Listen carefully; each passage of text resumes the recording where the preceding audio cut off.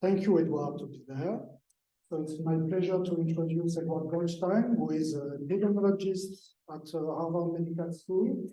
And one of his particularities is that he worked on the French data to estimate the impact of respiratory viral infection on mortality and the role of age and mitigation measures. So, Edward, you. Thank you so much.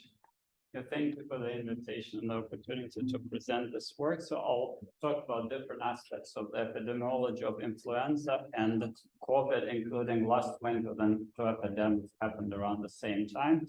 And all my results are, they utilize publicly available data, but one can get finer results if one get more detailed data like mortality and hospitalization for different causes.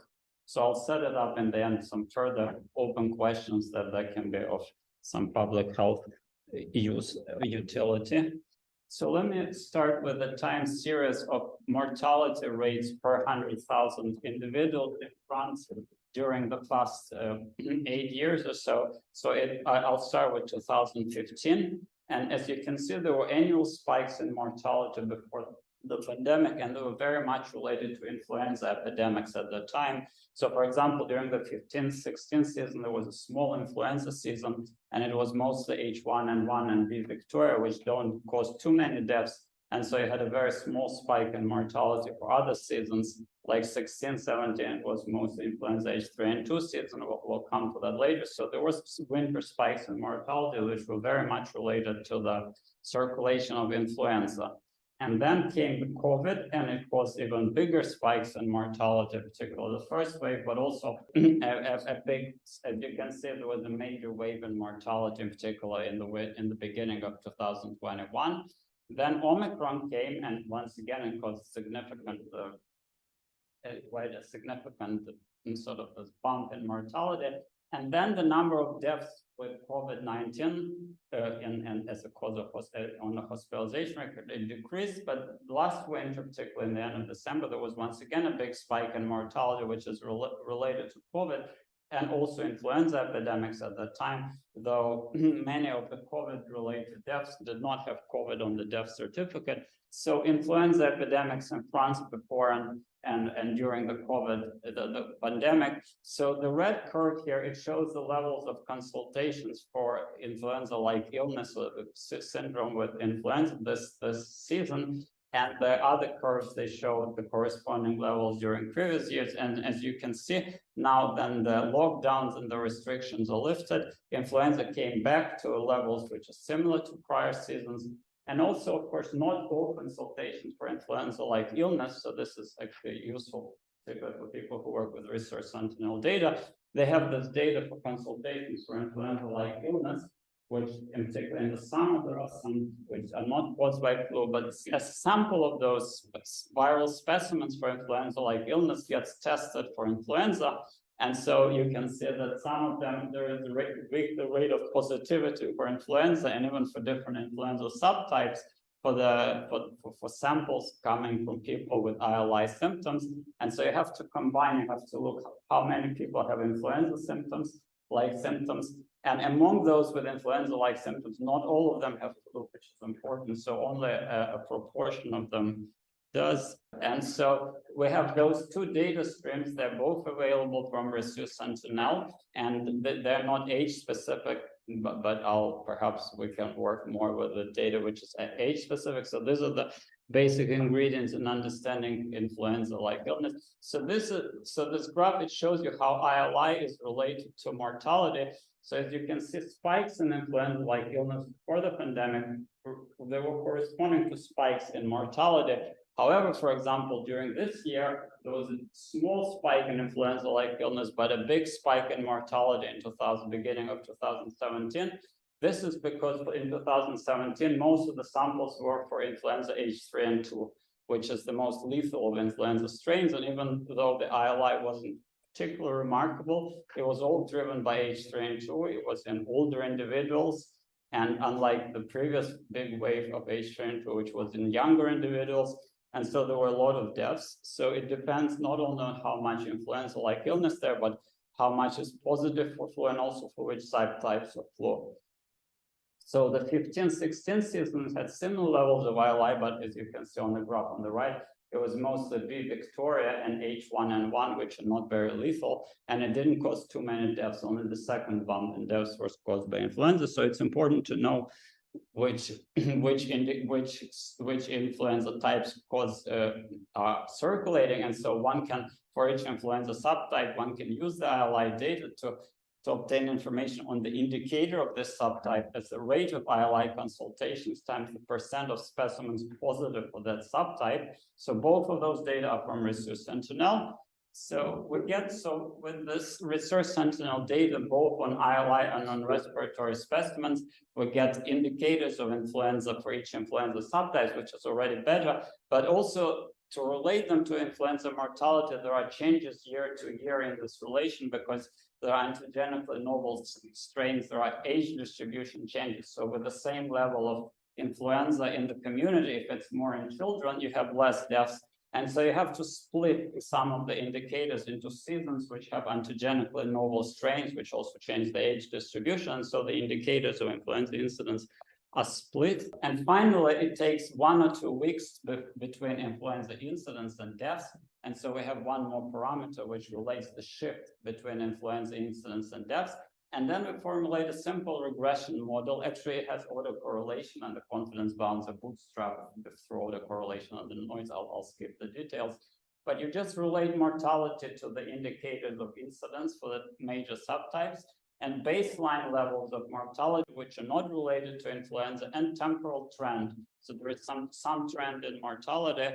So baseline shape is unknown. It doesn't need to be sinusoidal, and the trend is a quadratic. We assume that the trend is a quadratic polynomial. So this gives you the model fit for the data. So you can see the green curve is the baseline and trend, and as you can see, it's not sinusoidal in general in France. So every winter in January, in late January, there is a spike in mortality, which is caused by other respiratory viruses, not influenza. So we assume that we use splines to model the baseline because we didn't know its shape, and it's not sinusoidal, not trigonometric. The black curve is mortality. The red curve is the model fit. So influenza's contribution is between the red curve and the green curve. Every spike here is influenza related, it's above the baseline, and generally the model fit is quite temporally consistent. And so these are the estimates of the model. So we estimated around 1,500, 4,000 deaths in France every year due to flu, which is a very high rate, higher than the EU average.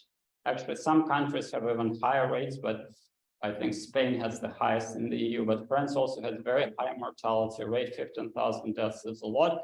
And when the ILI levels are above 50 consultations per 100 persons, and then there is a lot of flu, almost 8% of all deaths in France before the pandemic were caused by influenza. And also, as I said, H3N2 was the biggest source of mortality. It was responsible for most deaths. And B. Yamagata was also a major source of mortality, but B. Yamagata thankfully has disappeared with the pandemic. There is some sort of cross-immunity phenomenon with the B. Yamagata. So we're lucky we're not seeing much B. Yamagata anymore. So this was the situation before the pandemic. And so this leads to two questions related to vaccination and related to the use of antiviral and detection of influenza. So these are the guidelines for influenza vaccination in France. And as you can see, it's given either to persons aged over 65 or persons with underlying health conditions. And in several countries, vaccination coverage is wider. So in England and Wales, or I think in the UK overall, it's offered to everybody over 50 and also to children. Unlike France, which is healthy children, individuals without underlying health conditions don't get influenza vaccine unless they age over 65. In the US, the vaccination coverage in all age groups is pretty high, except for adolescents, like 13 to 17 is the lowest. So US has the highest influenza vaccination coverage, I think, in the world from what I've seen. So this is one venue to decrease this burden of mortality in France, which is very significant, is through vaccination of the whole population to mitigate transmission in the community. Another method, which is more clinically relevant, which will reduce some mortality, but I think it's more sort of a lower hanging fruit, is detection of influenza in cases of respiratory illnesses. particular pneumonia. Oh yeah, sorry. So first, let me talk about the effectiveness of influenza vaccines. So influenza vaccines, they do have effectiveness against transmission. It's not as high as effectiveness against illness, because sometimes you can have you can still transmit, but you're not very ill. But nonetheless, there were studies in households that just made effectiveness around 30%. And children are known to play the biggest relative role in transmission. So vaccinating children has some benefit on reducing transmission in the whole community. And this is one question that can be explored in France for transmission modeling and other means, whether extending vaccination to other population groups is beneficial. Another thing that is useful is the antiviral medications. They do reduce the risk of death. So there was this study of pneumonia patients who were tested positive for flu, and they were given antivirals, and it reduced the risk of death by about 25% or so. So if you give it on a timely manner, you get a reduced risk of death. And during periods of high levels of influenza circulation, a high percent of pneumonia cases, around 20% in adults or so, is caused by influenza. So it's beneficial to test more people for influenza, people who have pneumonia, and give them antivirals if they're positive. So it will reduce some of the pneumonia mortality, particularly during influenza seasons. As you can see in the US, levels of testing for influenza and pneumonia patients, they increased significantly over the years, particularly during influenza season. So this is something that is feasible. It's something that can be done in France. It will reduce some of the mortality. Another category is people with chronic lower respiratory disease. They are responsible for about half of all influenza-associated respiratory deaths is for chronic lower respiratory disease. So that's another category of people who should be tested and given antivirals, so that will reduce some of the influenza-related mortality. And now let's talk about the last winter. So we tried to incorporate, so last winter had two epidemics. It had a major H3N2 epidemic, and it had a COVID epidemic. And I was trying to understand the effect of those both epidemics on the mortality. So the good thing about the last season is that we're back to normal in terms of transmission, in terms of mortality patterns, which are not related to respiratory viruses. So during the pandemic, there was a major reduction in mortality not to COVID, because there were much less transmission of other respiratory viruses, influenza, RSV, adenovirus. So for example, in England and Wales, there was a reduction during those 2 years of 36,000 deaths in respiratory deaths, which are non-COVID related. So some of the COVID deaths were compensated by the reduction in non-COVID deaths, particularly respiratory deaths, also in France. So this was actually also noticed by SPH. So COVID, I mean, caused a lot of deaths, but it caused a reduction in non-COVID deaths. So it was difficult to do the analysis because the baseline levels have changed during the pandemic. But after, also, there was a heat wave in France last summer, which also caused unusual patterns of mortality. But starting mid-August, baseline rates, they all returned to normal. And so we used the same model as we used before, except that we added covariate for COVID activity. So we wanted to have real-time data until like last March. And so we use data on electronic records. It's not complete. It doesn't list all the deaths, but we only use it as a covariate in the model. We're not saying that all the deaths with electronic record would have COVID listed, is that we capture all the deaths. We just have it is just used as a covariate in the model. And so this is the model fit with, we added one more season, which is last winter from week 33 of 2012, which is mid-August to the week to the end of March, roughly. And once again, we used the same model. It provided good model fit as before.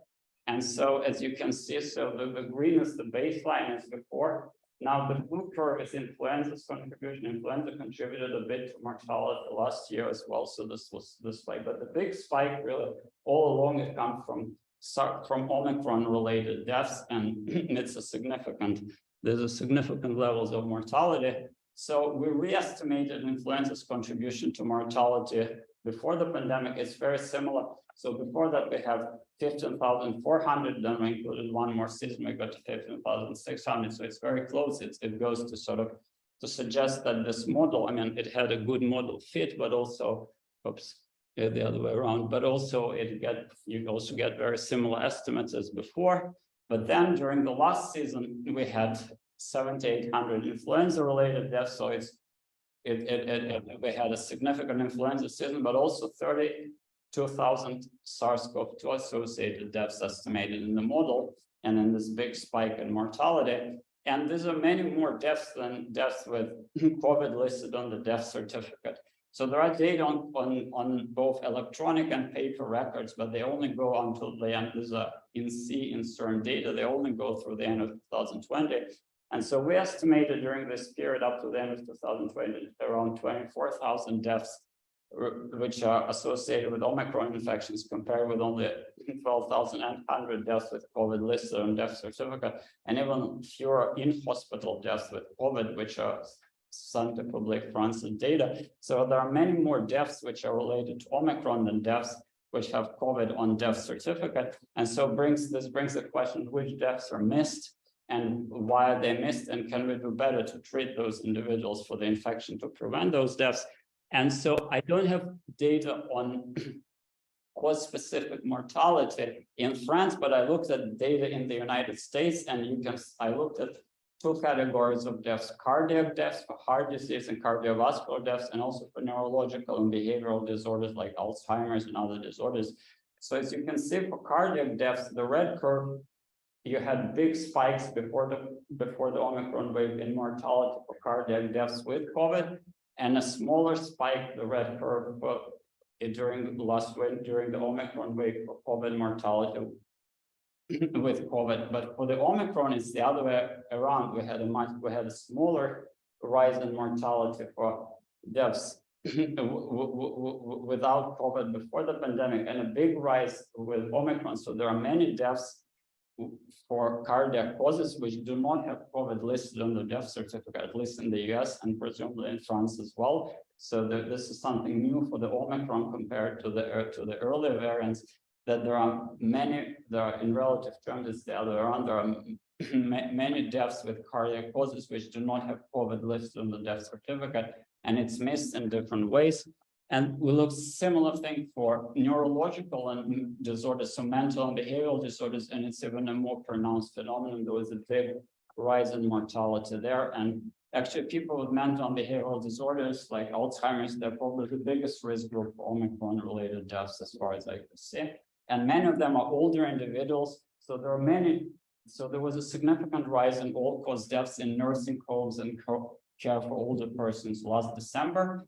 And some of the older people, some of the deaths are related to Alzheimer and other causes where COVID is not detected. Certainly, it doesn't appear on the death certificate at least. So this is one category of deaths which is missed. So what are the conclusions from this? So one needs wider detection of Omicron infections during epidemics, particularly in older persons with underlying health conditions such as cardiac disease, also mental and behavioral disorders, also cancer. But I looked at the cancer data and the signal is much weaker for cancer. So actually cardiac disease and mental and behavioral disorders are at least in the US, as the biggest categories, but it would be really useful to look at such data in France and see what does COVID cause in France in terms of also diabetes and other categories.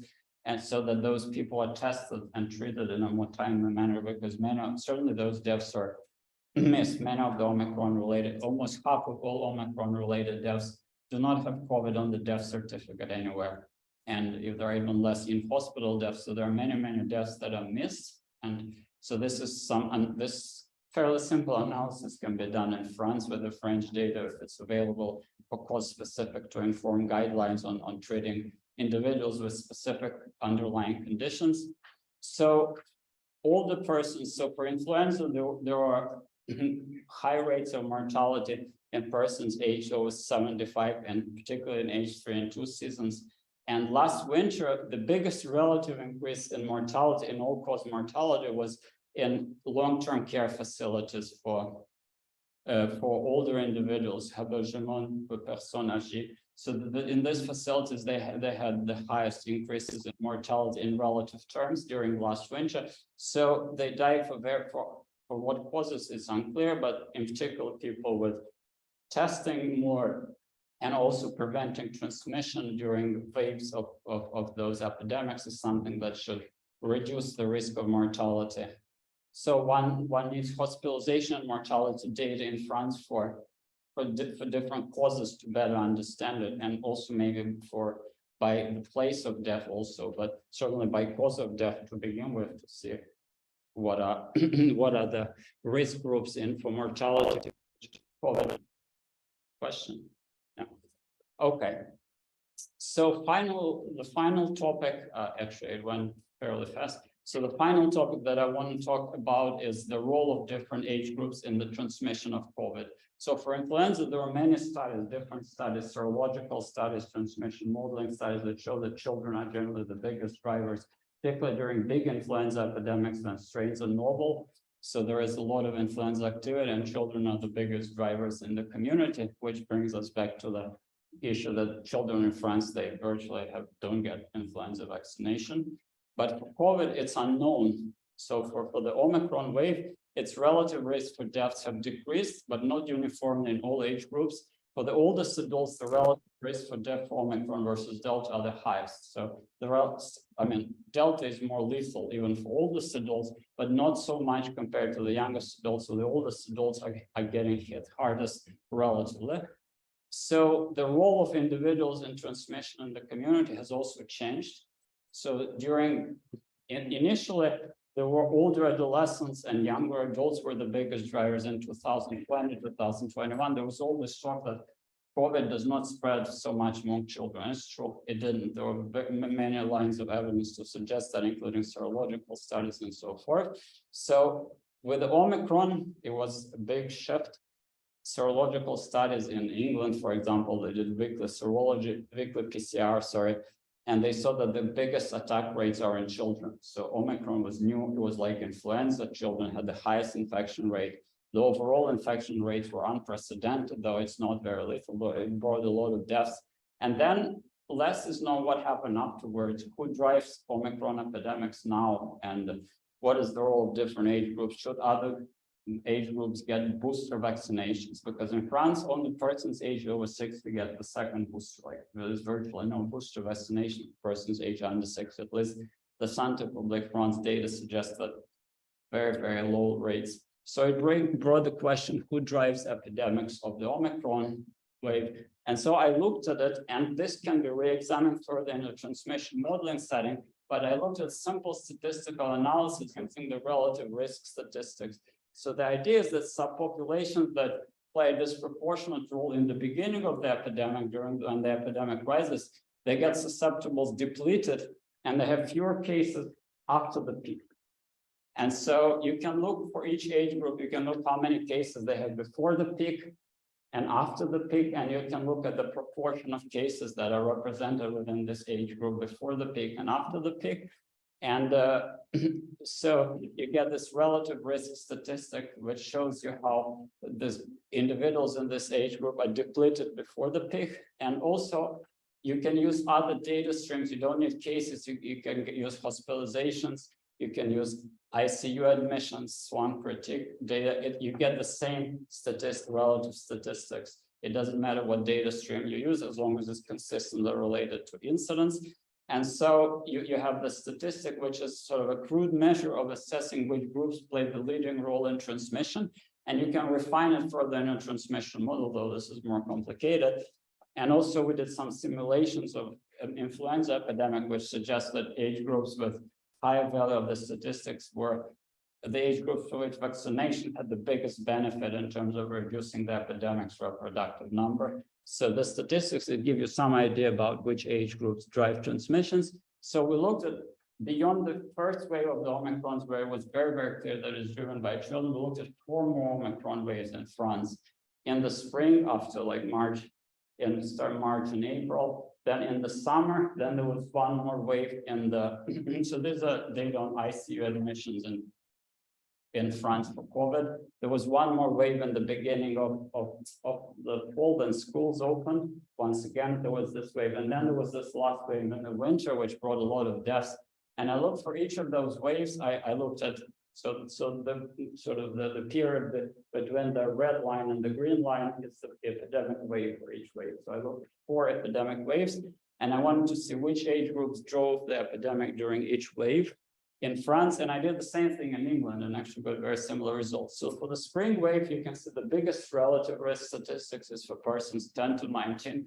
So young adolescents, they had, and also children 0 to 9. Initially, children still drove this spring wave of the epidemic. So if we go back, so for the spring wave, it was still children were the biggest drivers. Then during the summer, it shifted to younger children because older children were not in school, but still children were the biggest drivers. Then the school was open. It was 10 to 19. Once again, school-age children were the biggest drivers. But then during the winter wave, interestingly, adults 30 to 49 were the biggest drivers. And also older persons, they had a lot of depletion initially because in the nursing homes, there were big epidemics early on in the nursing homes. So you can see all those signals from this relative risk statistic is that it's shifted in France, and now persons aged 30 to 49 are the biggest drivers of the, at least of the most recent wave of the epidemic. And so, and I did similar analysis in England and got very similar results in England also like those, and also the oldest individuals, they have a lot of transmission in nursing homes early on. So then the epidemic came in the winter. And so this leads to the question, is it worthwhile increasing booster coverage in adults, particularly persons 30 to 50, because they're the biggest drivers? Because currently in France, persons under 60, they do not get they do not get the second booster. So there is evidence, there are 2 papers which are recently published, which shows that booster vaccination reduces the risk of acquisition of infection, not just COVID, but acquisition of infection, and also of onward transmission. So this is done in closed settings where they examine individuals. So there are 2 papers which were published fairly recently, which examine the effectiveness of vaccines against transmission, and they have reasonable effectiveness against transmission, not just against diseases. And booster in France is largely given to persons aged over 60. And so this leads us to the question that it's worthwhile giving boosters to somewhat younger adults, in particular 30 to 60 perhaps. And in England, it's also, as you can see, these are the results in England. It also shifted to 35 to 44 and 65 to 74. In England is the biggest drivers. So similar story, it's shifted from children to adults, middle-aged and older adults. So this brings this question now. So the question is, should we give boosters to adults, especially if there is reemergence of Omicron activity in the fall, and it might be worth doing it. And so let me finally bring about 4 points, which are the sort of, they recap everything that I've talked about in this lecture about future questions for further investigation. So I looked at mortality for influenza, and the results are quite consistent, whether you include the last season or not. And we have an idea about the mortality burden. We know that H3N2 is the biggest contributor, but it would really be useful to look at the rates of severe outcomes, including pneumonia, hospitalizations in persons with chronic lower respiratory disease, which are influenza associated, to see which % of those hospitalizations are caused by influenza viruses. What is the contribution to deaths? And the aim is to test those individuals, because in France, testing of those individuals for influenza is, well, in pneumonia cases, is not very frequent, as far as I know. In acute respiratory syndromes, it's more frequent. For pneumonia, less frequent. So in terms of boosting testing of those individuals and giving them antiviral medications. So this is something that can be done with hospitalization data. Another thing is that can be done with hospitalization and mortality data is the contribution of Omicron infections to hospitalization and mortality for different underlying causes. So those data are not publicly available, but if someone has access to the data, so particularly mental and behavioral disorders and cardiac disease, but also cancer is interesting. You get some signal for cancer as well. It's a little bit weaker. For diabetes, I don't know, but it would be good to look at those data in France. It differs obviously for France and the US for different conditions. So to see that those individuals should be tested more promptly for Omicron. And then there are 2 more questions which are related to transmission modeling, namely trying to model transmission of influenza in children. So this was done in England and by Mark Bagalan's group and other groups.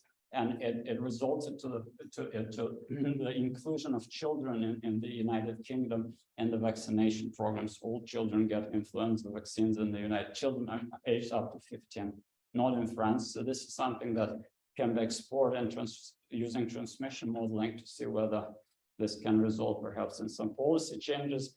And the last question is whether who drives transmission of SARS of the Omicron variants, and whether you should give boosters for persons aged under 60 years, whether it's worthwhile. Otherwise, we get to the situation where, let me just go back to the sort of the initial slide. So we had this, we had this spike in mortality, which was caused by the transmission of the Omicron was caused by adults under 60, and they drove it in the community. They brought it to nursing homes, and we had this spike in mortality. So it might recur if we don't boost them, especially since there hasn't been a lot of activity for a while. So I guess I'll come back to that slide, to the first slide, and that will be the end of the talk. Thank you.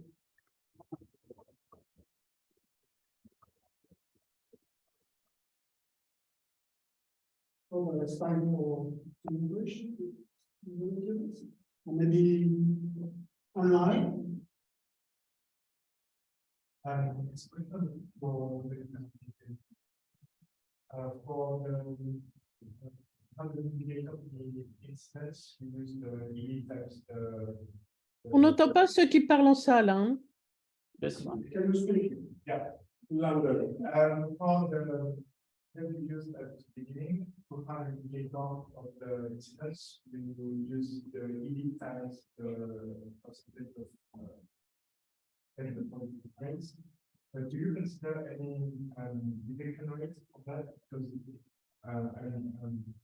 everyone does not go to the GP when it has ED, and then Yes, so all you need is, the good thing is, all you need is a subsample of people with ILI, so to see how many persons with ILI have positive. You don't need the whole population, you just need a subsample. But I agree with you, it has to be representative of the whole population. But in order to understand which percentage, so let me just come to this data. So this is the data on percent positive, so it's from a subsample of the population. But does it represent the whole population? It's a very good question. If you get data by age, it would be better. Yes, yes. That's why I split the indicators into periods, because if you have an antigenic with novel strain, it's more children. If you have like an older strain, so this is a very good point, actually. See, this mortality in 2017, not so much I like, but a lot of age strain too, and it's in older persons. So yeah, so it's you sort of having age-specific data from Rhesus and Sentinel should really be helpful. Yeah, but you only have a subsample. That's enough if it's representative. Other questions? So I have a couple of questions.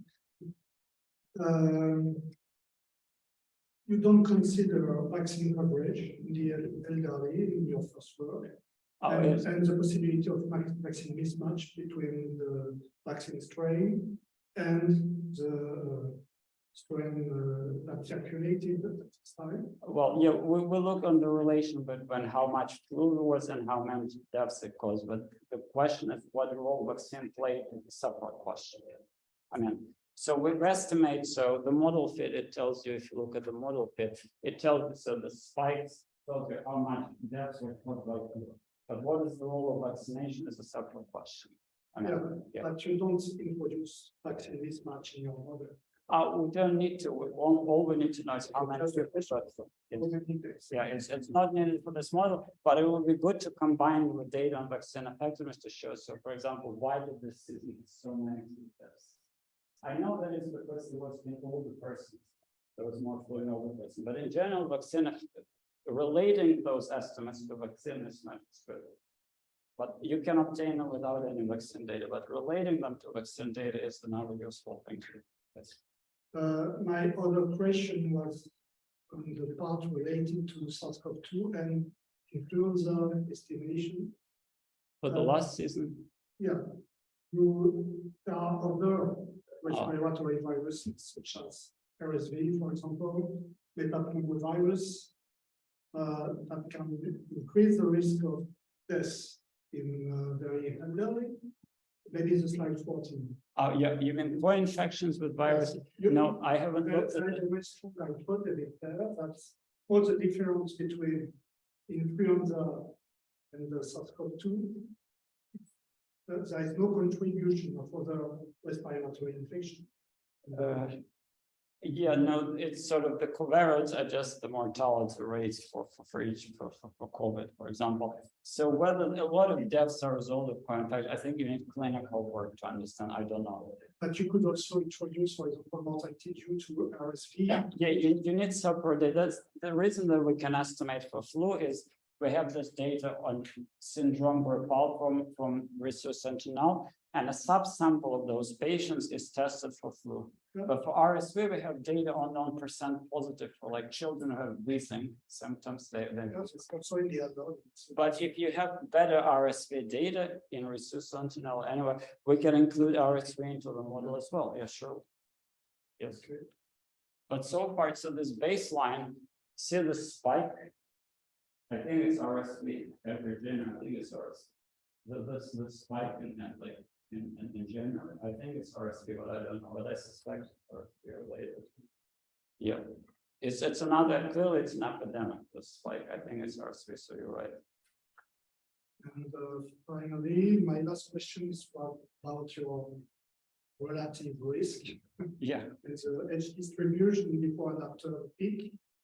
You use ICU admissions. Because the rates of detection in ICU are the most consistent. Okay, but do you think it is a good proxy for estimating I'll transmission according to age? The thing is that if you look at incidence or ICU, you divide before and after the peak. So if only 5% are detected before the peak and 5% after the peak, when you divide, you get the same. I agree with you, but But you mean to model transmission with ICU is good, not really enough. For this relative risk, it's good enough. To model transmission, it's difficult. Part of the reason is that you need consistent data. It's very clear, even in hospitals. For ICU, I looked separately at the relation between ICU and mortality for COVID. And there was a correlation of like 0.96 throughout the Omicron period. So ICU is a good indicator for mortality. If you look at ICU and mortality in 2 weeks, they're very, very strongly correlated. So I don't have that in this presentation. But for hospital admissions, no, and there is issue with hospitals. They don't test until they get to the very peak.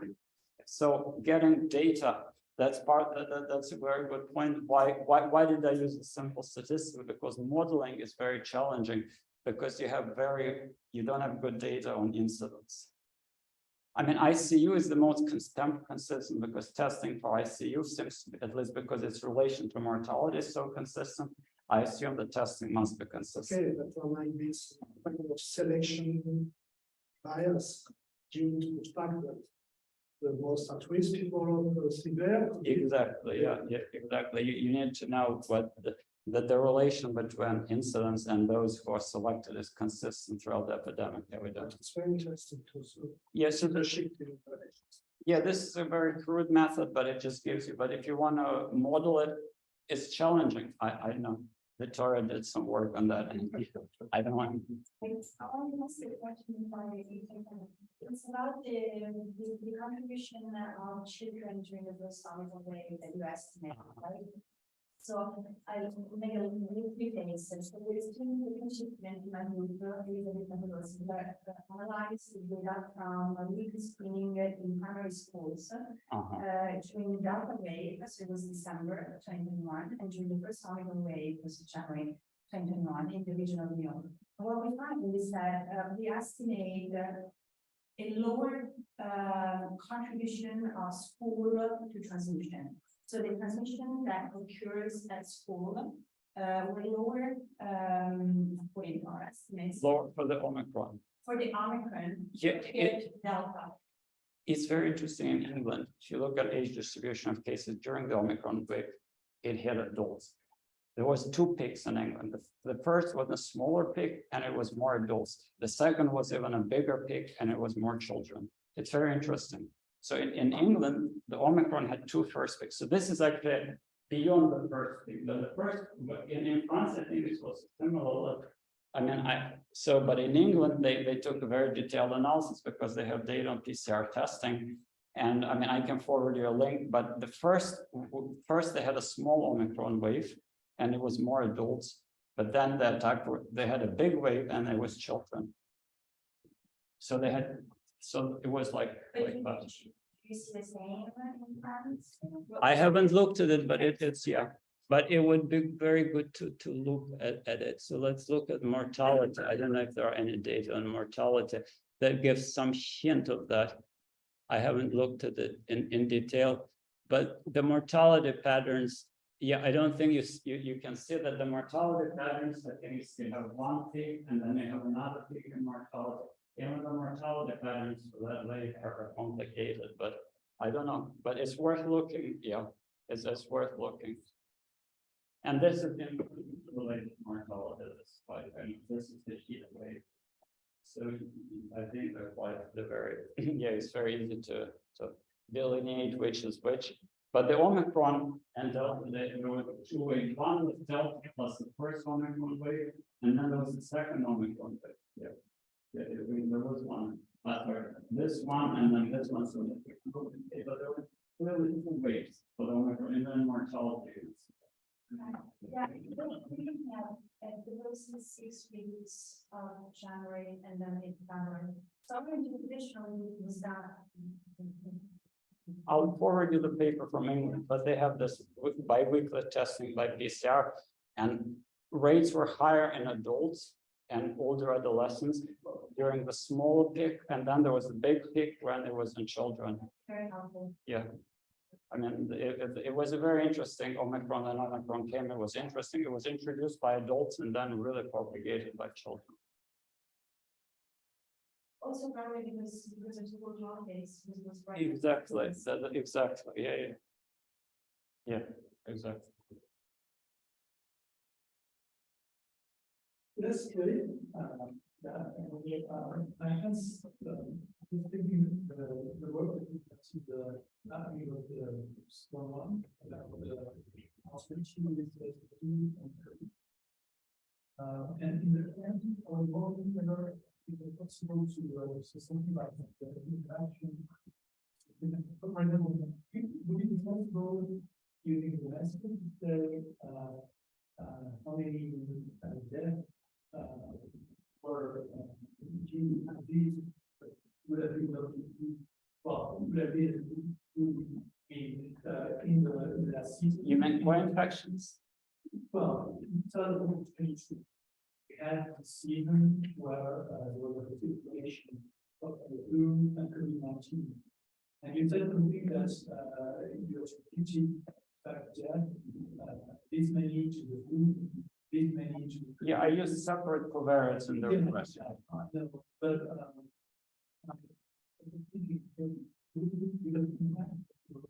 taking valuable as independent in the model. Exactly. Well, also you're estimating the characters and the feature for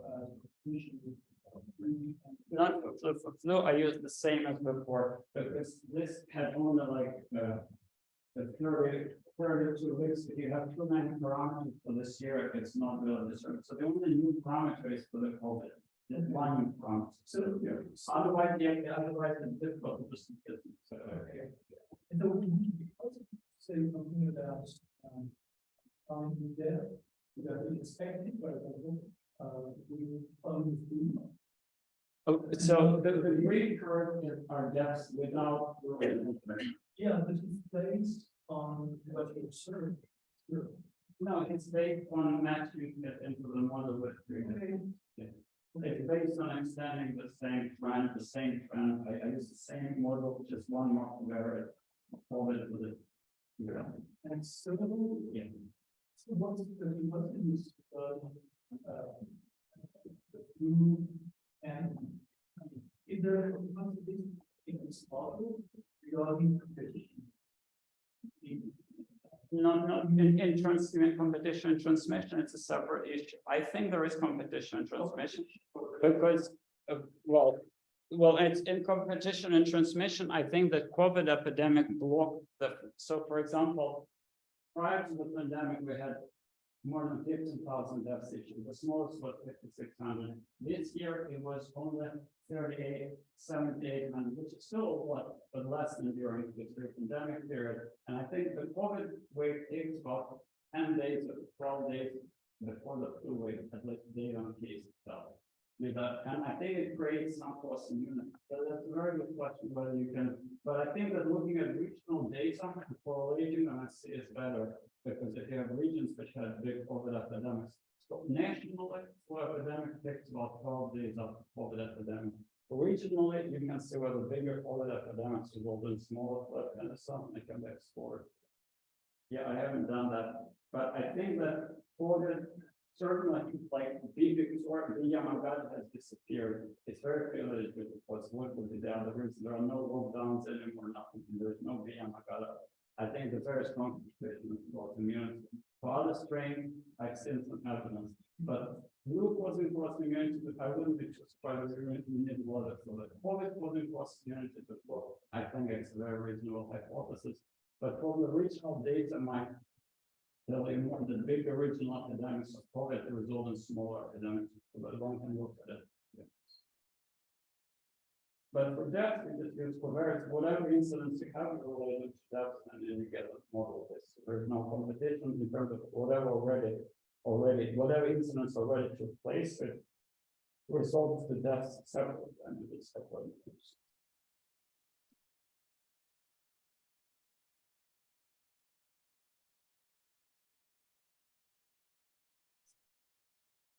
Maybe questions online? I think you have one more. Yeah, so I just want to comment on this. Is it because you have health possibility, as you say, or is it because people who died for COVID, died for? Well, there are very few people who died overall. So on the overall population, it's a very small effect. So yeah, I don't think you have less deaths because already many people, not too many things, but not too many people that like 30,000 died in elderly, but there are millions and millions of elderly persons, not many, but several millions of elderly persons. So those deaths, they don't affect, mortality rate for the other virus that much. It's not like, yeah. But in terms of competition for infection, yes, because they get immunity. Because when you have COVID, you have antibodies, you have dendritic cells which are circulating, and you have immunity. But for in terms of how many people already died and they are, that's not a big effect now. But in terms of immunity, yes. So I looked separately on influenza subtypes, and this can be done in France. So it's very clear that you have a big H3N2 epidemic, you have a small H1N1 season during the same year. So that's in terms of cross immunity as well. In terms of mortality, I mean, you don't have too many people die. You have many people infected, but not too many people died. So you don't have that kind of competition. Questions online? So thank you very much. Thank you very much.